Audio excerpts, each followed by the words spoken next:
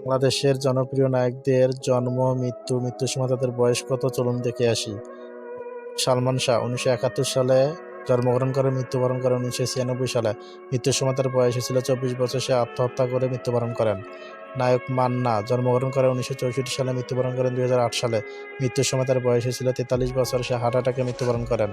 নায়ক বুলবুল আহমেদ জন্মগ্রহণ করেন ১৯৪১ সালে, মৃত্যুবরণ করেন ২০১০ সালে। মৃত্যুর সময় তার বয়স ছিল ৬৮ বছর, তিনি হার্ট অ্যাটাকে মৃত্যুবরণ করেন।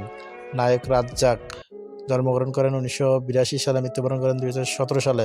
মৃত্যুর সময় তার বয়স ছিল ৭৫ বছর, তিনি নিউমোনিয়া রোগে মৃত্যুবরণ করেন। নায়ক শান্ত খান তিনি জন্মগ্রহণ করেন ১৯৯২ সালে, মৃত্যুবরণ করেন ২০২৪ সালে।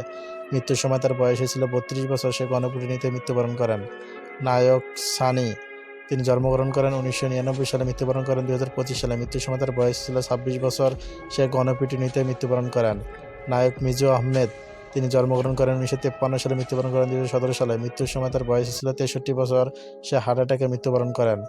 নায়ক জাফর ইকবাল জন্মগ্রহণ করেন ১৯৫০ সালে, মৃত্যুবরণ করেন ১৯৯২ সালে। মৃত্যুর সময় তার বয়স ছিল ৪১ বছর, মৃত্যুর কারণ ক্যান্সার।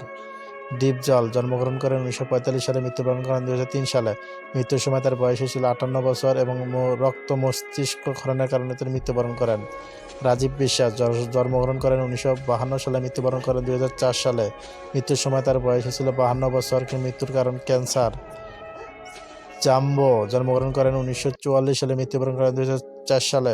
মৃত্যুর সময় তার বয়স ছিল ৬০ বছর, কী কারণে মারা গেছে আমরা তা জানি না।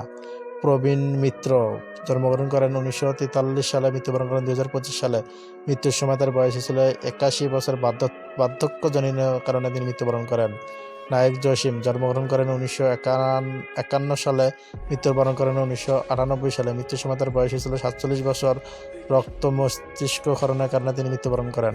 নায়ক খলিল ১৯৩৪ সালে জন্মগ্রহণ করেন, মৃত্যুবরণ করেন ২০১৪ সালে।